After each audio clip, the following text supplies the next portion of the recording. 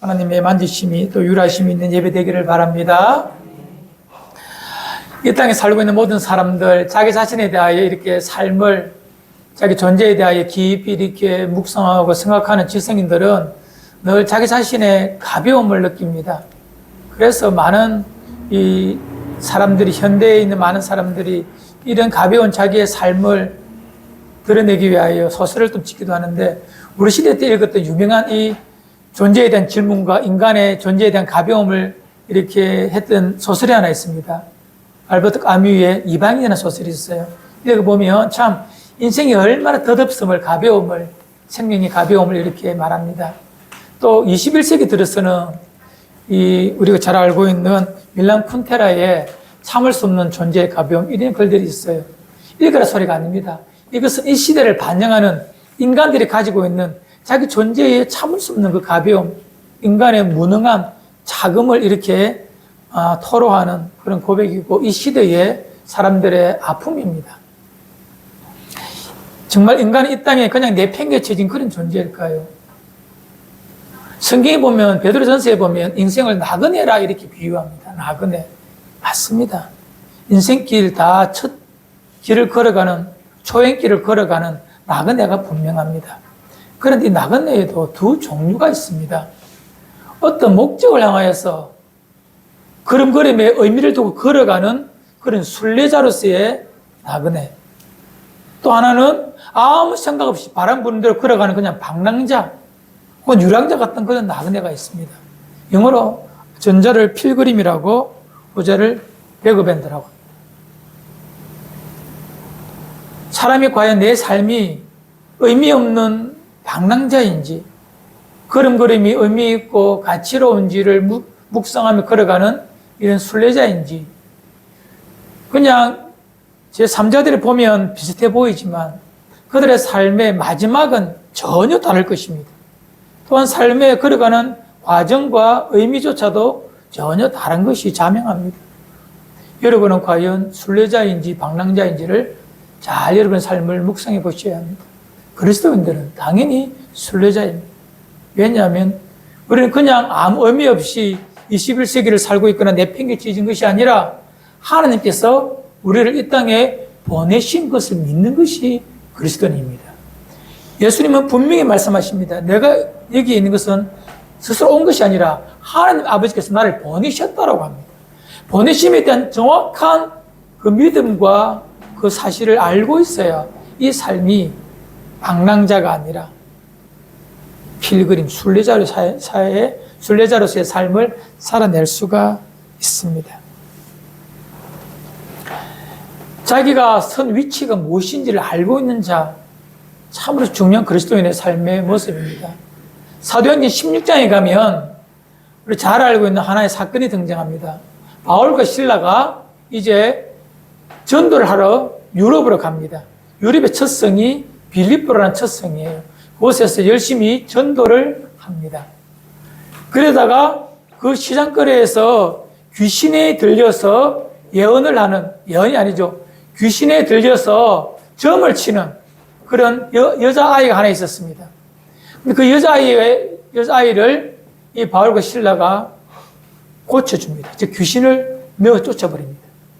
그러니 그 여자아이를 통하여서 돈을 벌고 있던 자들이 그들의 수익이 끊어짐을 보고 참을 수 없어서 이 바울과 실라를 당국에 고발해버립니다.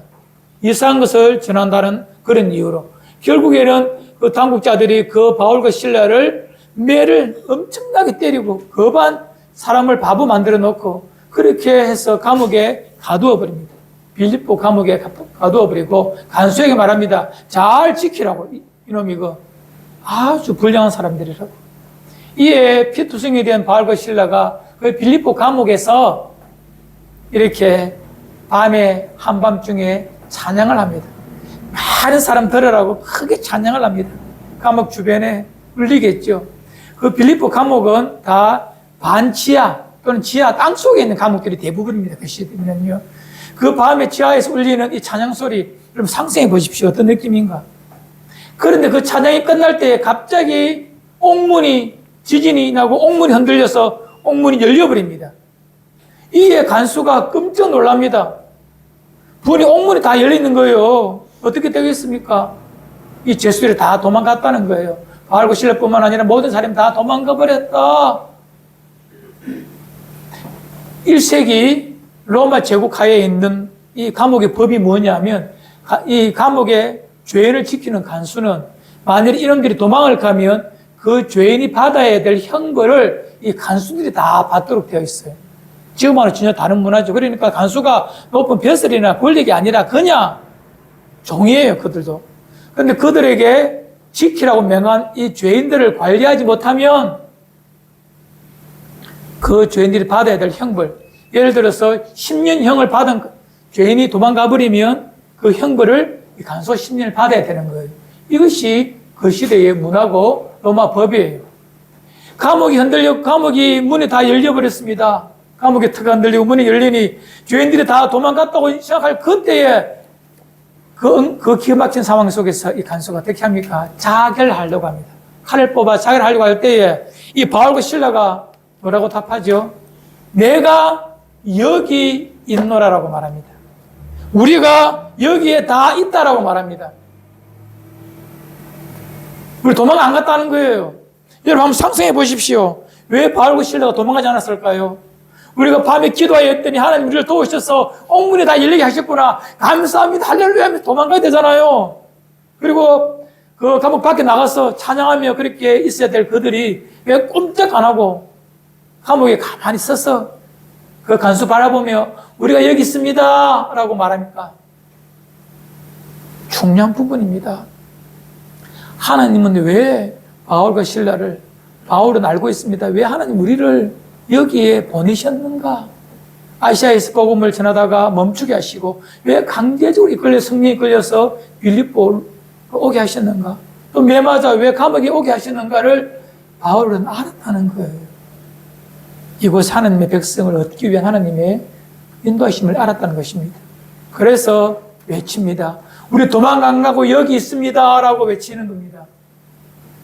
이에 그 간수가 저 사람이 어떻게 아무 죄 없는데 귀신 내어 쫓은 것 때문에 억울하게 감옥에 들어와서 매맞고 있는 것, 이 밤에 이렇게 있는 것 다 알아요, 이 간수도. 그런데 문이 열렸는데 왜 도망 안 갔지? 이상하잖아요. 이에 간수가 가서 무릎 꿇고 말합니다. 사도행전 16장 30절, 20절 정도에 보면 이런 말씀이 있습니다. 간수가 등불을 달라고 하며 뛰어들어가 무서워 떨며 바울과 실라 앞에 엎드리고 30절에 선생님 내가 어찌하여야 구원을 얻겠습니까? 라고 묻습니다. 이에 그 유명한 말 사도행전 16장 31절 주 예수를 믿으라 그러면 너 내 집이 구원을 얻으리라 말씀하십니다. 여기서 우리가 그 내용 말고 이 바울의 모습을 봅시다. 내가 여기 있노라. 자기가 왜 거기에 있는가를 아는 것, 이것이 뭐라? 소명입니다. 내가 왜 여기에 살고 있는가를 알고 사는 사람이 소명자입니다. 우리 자막 보면 우리 같이 읽읍시다. 시작. 내가 여기에 사는 이유를 아는 것이 소명이며 그 이유를 알고 사는 사람을 소명자라 합니다. 내가 지금 지음교회 아니면 여러분 직장, 가정, 내가 여기 서 있는 이곳이 왜 서 있는가를 아는 자, 하나님께서 나를 왜 불러서 여기에 살게 하시는가를 아는 자가 소명자입니다. 목사가 소명자가 아니라 내가 왜 여기에 존재하는가를 하나님 앞에 묻고 확인하고 사는 자가 뭐라? 소명자인 거예요. 그가 학교에 있든 직장에 있든 교회에 있든 선교지에 있든 어디에 있든 이것을 알고 사는 자가 진정 그리스도 예수 안에서 제자된 자의 소명자의 삶을 살아내는 것입니다. 목사라도 이 생각 없이 그냥 세상에 떠밀려서 그냥 산다면 그는 소명자일 수가 없는 것입니다. 생각 없이 하루하루 시간만 죽이고 산다면 그는 소명자일 수가 없는 거예요. 이 시간 내가 그곳에 참으로 전혀 하나님의 통치가 없는 것처럼 보이는 그 직장의 어떤 한 구석에서 쪼그리고 앉아고 일을 한다 할지라도 여기에 보내신 하나님의 의미를 알고 묵상하고 답을 찾고 그곳에서 하나님의 나라를 일궈가고자 하는 그런 마음만 있다면 그 사람은 거룩한 사명자도 되는 것입니다. 오늘 그런 마음을 가지고 오늘 이 본문을 보아야 합니다. 어떻게 살아야, 내 삶의 자리가 어떻게 되어야 소명을 가진 소명자로 살 수 있는가? 나의 삶의 자리가 어떠해야 되는가? 또 어떻게 하면 그렇게 되는가를 함께 말씀을 가지고 함께 묵상하고자 합니다. 우리가 잘 알고 있는 이 사무엘상 19장은 이름의 사람 다윗이 사울의 칼을 피하여 도망갈 때 가장 먼저 도망간 곳이 바로 이곳입니다. 라마라는 도시입니다. 이 라마라는 곳에 누가 사느냐 하면 이스라엘의 지도자 사무엘이 살고 있어요. 사무엘에게 피합니다. 왜? 사무엘은 자기가 아버지 집에 있을 때 와서 자기 머리에 기름 붓고 왕으로 세울 것을 예언하고 약속했던 그 선지자, 이스라엘 전체의 선지자입니다. 리더입니다. 또한 다윗의 멘토죠. 그에게 가서 사울이 나를 어떻게 하고 나를 죽이라는 그 모든 것들을 다 고합니다. 그리고 밤을 지새고 피하여서 라마 옆에 있는 라마 나요시라는 조그만 더 언덕배지에 있는 그 자그마한 성읍으로 잠시 자리를 옮깁니다. 그 자리에 옮기고 함께 있을 그때에 이 사울이 다윗을 죽이려고 군대를 전령을 보냅니다. 찾아서 전령을 보냅니다. 잡아오라고. 이 한 무리가 가서 라마 나요시에 가서 그 입구에 이르러서 잡으러 갈 그때에 사무엘과 선지자들이 거기서 하나님 앞에 예언하고 찬양하는 모습을 보고 그들의 마음이 바뀌어서 그들도 하나님의 영에 충만하여 예언을 하기 시작합니다. 두 번째, 세 번째 사람을 또 보내는 사람마다 그렇게 변화되어서 새 사람이 되어서 오는 거예요. 이에 사무엘이 자기도 갑니다. 아니, 사울이 사무엘에게 갑니다. 이 사울이 가서 길을 묻습니다. 지금 사무엘이 어디 있느냐? 라마 나요시에 있습니다. 가서 멀리서 바라보니 그 또한 성령의 충만함을 받아 예언을 합니다. 성경에 보니까 옷을 다 벗었다는 그 말이 이제 완전 무장해제가 되었다는 거예요. 완전 자기의 삶이 없어지고 영이 충만한 사람이 되었다, 하나님의 충만한 사람이 되었다라는 것을 성경에서 말해 주고 있습니다. 저는 이 라마나요 같은 곳이 교회이어야 하고 가정이어야 하고 좀 더 나아가서 여러분의 삶의 자리가 라마나요 같기를 바랍니다. 교회에서 내가 있는 가정에서 삶의 그 자리에서 오는 사람들이 이렇게 새 사람이 되고 변화가 되는 능력을 경험할 수 있는 자리가 여러분이 살고 있는 자리가 되어야 합니다. 그러기 위해서는 그곳이 소명의 자리가 되어야 되는 것입니다. 여러분 스스로 그것을 소명의 자리로 인지하고 만들어 가야 합니다. 가만히 있으면 되는 것이 아니라 나의 삶의 자리를 그렇게 만들어가는 여러분들의 노력이 필요한 것입니다. 하나님께서 이 땅에 세우신 구조, 제도가 있습니다. 바로 교회와 가정입니다. 나라니 무슨 기업이니 이런 것들은 전부 다 인간의 필요에 의해서 만들어진 것이에요. 그것이 악하다는 말은 아니지만 하나님께서 직접 만드신 것이 아닙니다. 하지만 성경을 통하여 만드신 딱 두 개가 있습니다. 첫 번째는 가정, 두 번째는 교회. 하나님이 친히 만드셨다, 세우셨다라고 성경이 분명히 정언해 놓고 있습니다. 하나님이 만드셨기 때문에 그 공간이, 그곳이 하나님의 나라가 되고 라마나요시 되기 위해서는요, 하나님의 말씀으로 아버지의 뜻 가운데 운행이 되어야 합니다.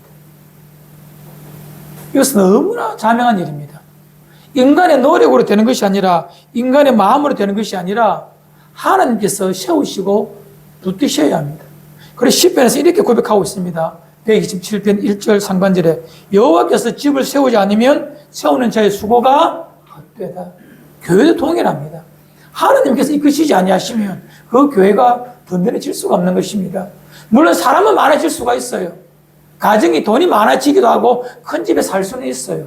하지만 그것이 하나님께서 원하시는 라마나요시 되기는 어려운 것입니다. 라마나요시 되기 위해서는요, 성령에 의해서, 말씀에 의해서 움직여져 가는 것입니다. 하나님의 영의 순종을 받고 이끄심을 받고 말씀에 나 자신을 길들여 갈 때에, 익숙해져 갈 때에 내가 선 자리는 라마나요시 될 수가 있는 것입니다. 이것이 여러분이 서 있는 삶의 자리가 되기를 주 이름으로 축원을 드립니다.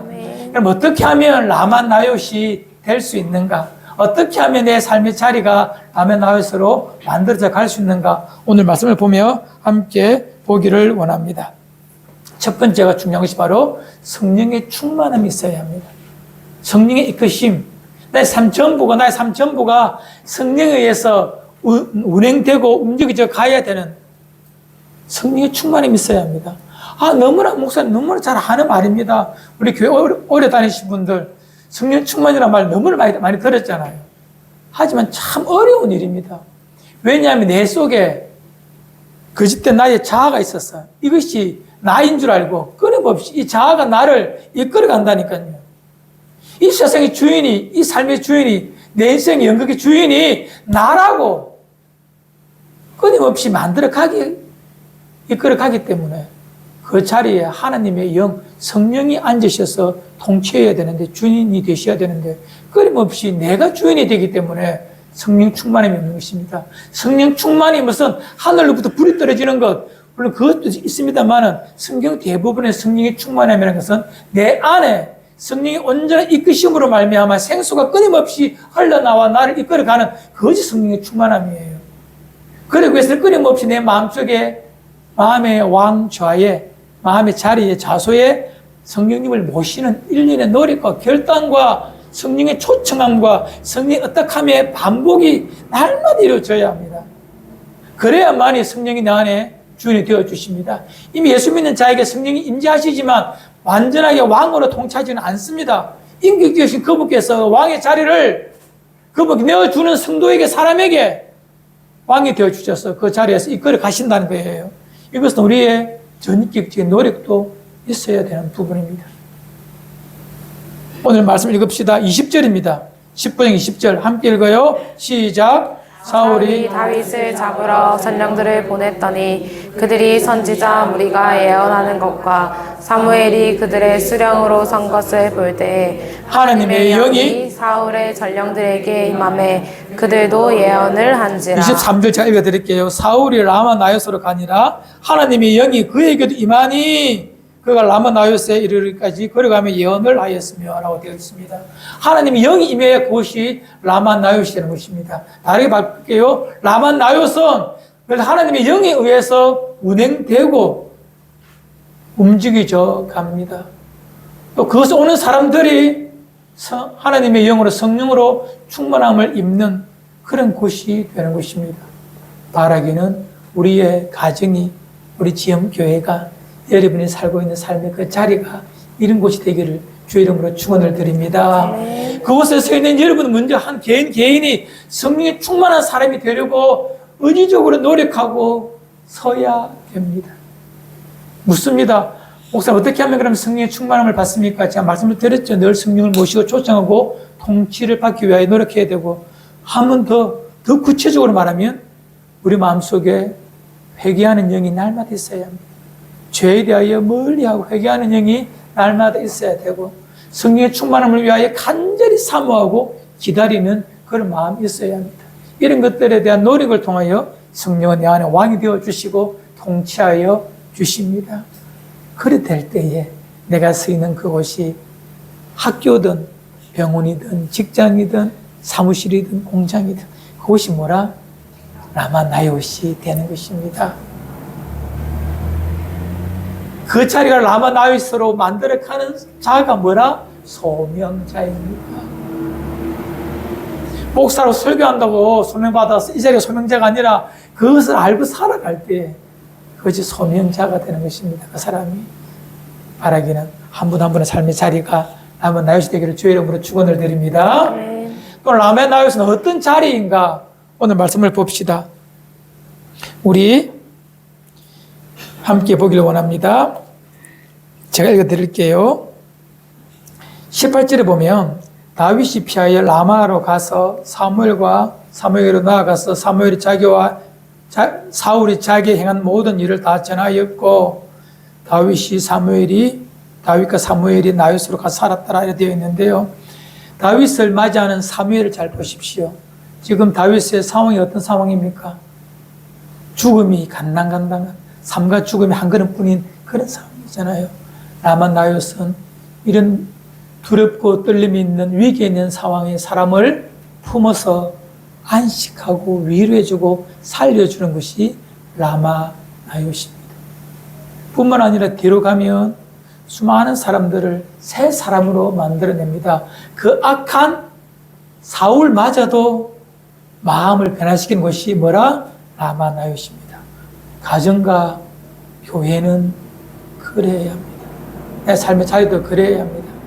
나에게 온 자들에게, 내게 온 자에게 그의 심령이 위로를 받고 그의 심령이 회복을 받고 악한 자마저도 내 안에 있는 그리스도 영으로 말미암아 그 삶이 만져지고 변화되어서 회복되어서 새 사람이 된다면 이것은 웬만한 교회가 하는 사역보다 훨씬 중요하고 위대한 사역입니다. 그런 삶을 살아낸다면 그런 진정 라마나요에서 사는 하나님의 사람, 소명자가 분명합니다. 여러분의 가정도 똑같습니다. 이 땅의 가정들이, 기독교인의 가정들은 더욱더 그래야 되는데, 가정은 호텔도 아니고 합숙소도 아닙니다. 가정은 라마나요시여야 되거든요.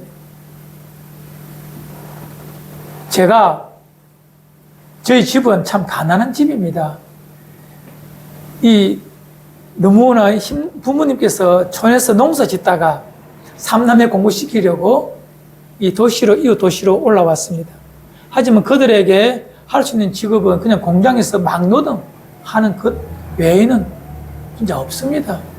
그런데 지금부터 제 나이 아시지 않습니까? 그 시대 공부하기가 참 어려운 겁니다. 왜? 학비를 국가에서 다 안 줬기 때문에, 장학금이 없기 때문에 부모가 오롯이 다 되어야 돼요.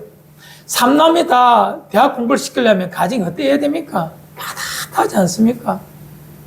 저는 어머님께서 제 유년 시절, 그러니까 초등학교 끝나고 중학교 때까지 어머님은 늘 잔업이라는 것을 하셨습니다. 잔업. 정상적인 근무 끝나고 저녁에 이렇게, 저녁에 일을 하면 1.5배를 더 주죠. 그죠? 그렇게 하는 것을 잔업이라고 하는데, 늘 그렇게 하셔서 돈을 벌어 오셔야 삼남매가 굶지 않고 공부를 할 수 있었어요. 그런 가정이었습니다. 그런데 제 기억 속에 어머님께서, 제가 이제 교회를 다니고 난 다음부터 어머님께서 그렇게 공장에 다니시면서 새벽 기도를 가시는 거예요. 새벽 기도를 다니고 오셔서 누워있는 제 옆에 오셔서, 가을, 겨울 되면 차잖아, 그죠? 찬 얼굴과 찬 손으로 저를 이렇게 만지십니다. 제가 열이 많은 사람이거든요. 잠결에 어머니께서 문 여는 소리, 그리고 새벽기도 같이 다녀오셔서 아들에게 기도하시겠죠. 그런 마음까지 기도하시면서 차가운 손을 가지고 얼굴을 이렇게, 또 당신의 차가운 얼굴을 내 뺨에 부비는 그 차가운 느낌, 저는 그것 가지고 어머니의 사랑을 가지고 버텨내었습니다. 뭐 용돈도 많이 받아 그런 거 없어요. 그냥 진짜 가난했어요. 대학 다닐 때도 어머님 7년 동안 제 자취방에 한 번 오신 적이 없습니다. 왜?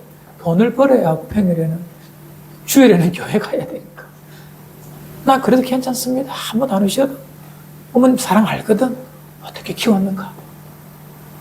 가정은, 그래서 저희 삼남매가 그래도 뭐 잘 산다고 볼 수 없지만 그래도 엉뚱하게 살지 않고, 죄짓고 함부로 살지 않고, 그래도 하나님 섬기며 살 수 있는 그 기초, 그 라마나야 같은 가정이, 제 가정이 어느 정도는 되었어요. 그 이유는 부모님이, 어머님이 그렇게 삶을 일구어 내셨다는 것입니다. 그래서 우리는 자녀를 대하는 태도, 남편을 대하는 태도, 아내를 대하는 태도가 하나님 말씀 속에서 이렇게 일구어져 가야 우리 가정이 라마나요시 됩니다. 설교 처음으로 돌아갑시다. 하나님께서 만드신 제도, 만드신 곳이 딱 두 곳이 있죠. 교회와 가정입니다. 교회도 그렇지만 가정도 하나님의 말씀으로 운행되어야 합니다. 말씀으로 남편도 아내도 부모도 자녀도 따라 살아야 합니다. 그래야 라마나요시 되는 것이지, 그냥 사랑한다고 그것만 가지고는 안 되는 것입니다. 여호와께서 그 집을 세우지 아니하시면 세우는 자의 수고가 헛되다였습니다. 내가 그냥 사랑해주면 되겠지. 기독교는 그것에서 당연히 있어야 되지만 그보다 더 기초는 하나님의 말씀으로 사랑하는 것입니다. 하나님의 말씀으로 존중하고 하나님의 말씀으로 자녀를 양육하는 것입니다. 그래야만 그곳이 라마 나요시 되는 것입니다. 이 부분에 대해서는 에베소서에 잘 나와 있거든요. 5장과 6장이에요. 간단하게 설명하겠습니다. 아내들아, 남편들아, 이렇게 가르치면서 제일 처음에 자녀와 부모에게 말하기 제일 처음에 가정을 이루는 대원칙이 있습니다. 바로 우리 잘 알고 있는 에베소서 5장 21절입니다. 5장 21절 함께 합시다. 시작. 그리스도를 경외함으로 피차 복종하라. 21절 이렇게 말씀하고 난 다음에 22절에 아내들이여 자기 남편에게 복종하기를 죽게 하듯 하라 이렇게 말하고 있고 25절에서는 남편들 아내 사랑하기를 그리스도께서 교회를 사랑하시고 그 교회를 위해 자신을 주심같이 하라라고 말합니다. 남편은 아내를 그리스도가 교회를 사랑하듯 자기 몸을 주신 것처럼 아내를 정말 그 마음으로 사랑해야 돼요. 또 아내는 그 사랑을 받았기에 남편에 대하여 죽게 하듯 복종하기를 하라고 말합니다. 이 두 개는 상호 보완입니다. 한쪽만 해서는 절대 이루어지지 않습니다. 아내는 남편에게, 남편 아내에게 이렇게 해줘야 되는데 이것이 되기 위한 전제 조건이 뭐냐? 21절입니다. 그리스도를 경외함으로 피차 복종하라. 우리의 삶의 자리에서 우리가 당신의 종입니다라는 그런 마음이 없으면 피차 복종한다는 말이 뭐죠? 내가 서로가 서로의 종이 된다는 거예요.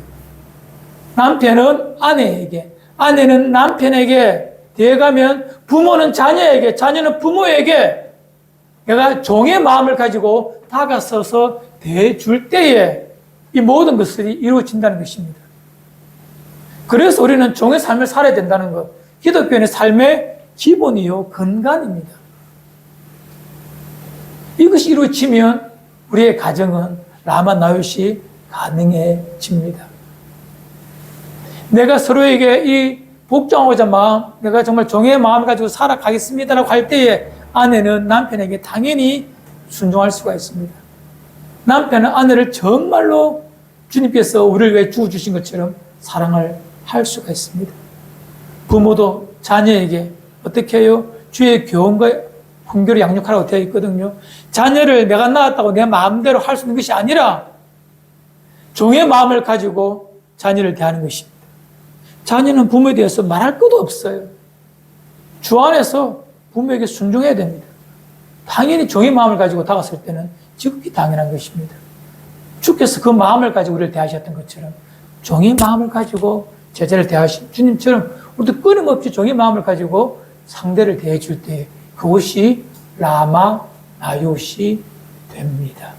그 라마 나요시에서 사람을 회복시키고 악한 자를 선한 사람으로 바꾸어가는 하나님의 구원의 능력이 이루어져 갑니다.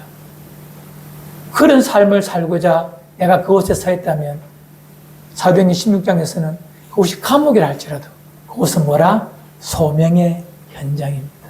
라마 나요시 되는 것입니다. 화려하게 살아야, 편하게 살아야 라마 나요시 되는 것이 아니라 이것을 인지하고 살면 우리의 모든 삶의 자리는 라마 나요시 되는 것입니다. 이것이 그리스도인이 살아가야 될 삶의 자리의 모습입니다. 성경이 이렇게 말하지만 우리는 삶의 현장으로 가면 금방 인간의 악함을 경험하게 됩니다. 자녀의 반역을, 부모의 편애를, 부하 직원의 건방짐을, 직장 상사의 갑질을 우리는 경험하게 될 것이에요. 거래처의 사람의 그 탐심을 우리가 경험하게 될 때 우리는 속절없이 무너져 버립니다. 저들이 어떻게 내가 이런 마음으로, 종의 마음으로 대해줄 수 있는가? 그것이 삶의 도전입니다. 그때 우리가 해야 될 일이 바로 다시 말씀으로 돌아가서 성령의 충만함을 구하며 하루하루를 믿음으로 결단하며 살아갈 때 그것이 가능해지는 것입니다. 이것이 진짜 기독교인입니다. 그리스도인입니다. 하늘에 불이 내리기를 새벽마다 기도에 올라가서 구하는 것, 그것이 기독교인의 참모습은 아닐 것입니다. 그것이 맞다면 주께서 우리에게 날마다 그 부분에 대해서 많은 것을 말씀하셨겠죠. 아니에요. 성경을 잘 읽어보십시오. 그런 부분은 한두 구절밖에 없고 대부분은 삶의 자리에서 어떻게 살아가야 되는지에 대한 말씀을 주님의 복음서뿐만 아니라 이 사도 바울이라든지 이 사도들의 서신을 보면 끊임없이 어떻게 살아가야 되는지에 대한 새로운 순종에 대한 것을 끊임없이 가르치고 있지 않습니까? 이것이 진짜이기 때문에 그렇게 성경은 우리에게 증언하고 있는 것입니다. 지금까지 잘 살아오셨습니다. 우리 옆에 있는 분 손 잡아주십시오. 잘 살아오셨습니다. 잘 살아오셨습니다. 잘 살아왔어요? 예. 그리고 이제 오늘부터 새 마음 가지고 우리 결단을 살아갑시다. 어떻게 해요? 우리의 삶의 자리가 라마 나요시 되도록. 그것이 감옥이라 할지라도 상관없어요. 아니 병들어 누워있는 나의 침상이라도 상관없어요. 내가 만나는 그 사람에게 종의 마음을 가지고 살아내고 그렇게 대해준다면, 성령 충만함을 가지고 그렇게 종의 모습으로 다가간다면 그것은 하나님의 나라가 만들어져 가는 라마 나요시 될 것입니다. 위기에 처한 다윗을 위로하고 살려내는 그 라마 나요. 그들을 죽이려고 달려드는 원수마저도 새 사람으로 만들어내는 그런 라마 나요. 나를 괴롭히는 직장 상사마저도 그 마음이 변화되어 제가 믿는 예수 나도 믿고 싶다 말할 수 있는 그런 일이 나타나는 그런 라마 나요. 빌립보 감옥에서 그 간수가 왜 무릎 꿇고 자기의 생명을 그리고 예수 믿는 그 구원의 은총을 경험하게 되었는가? 빌립보 감옥 안에서도 바울과 실라는 알았습니다. 자기가 서 있는 그곳이 소명의 현장이고 라마 나요시입니다. 이것이 여러분과 제 삶의 자리가 되기를 바랍니다. 그렇게 아름답게 살아가다가 진짜 완전한 라마 나요신 저 천국에서 함께 진짜 하나님을 영화롭게 하고 생명의 충만함을 경험하는 여러분과 저와 되기를 주의 이름으로 축원을 드립니다.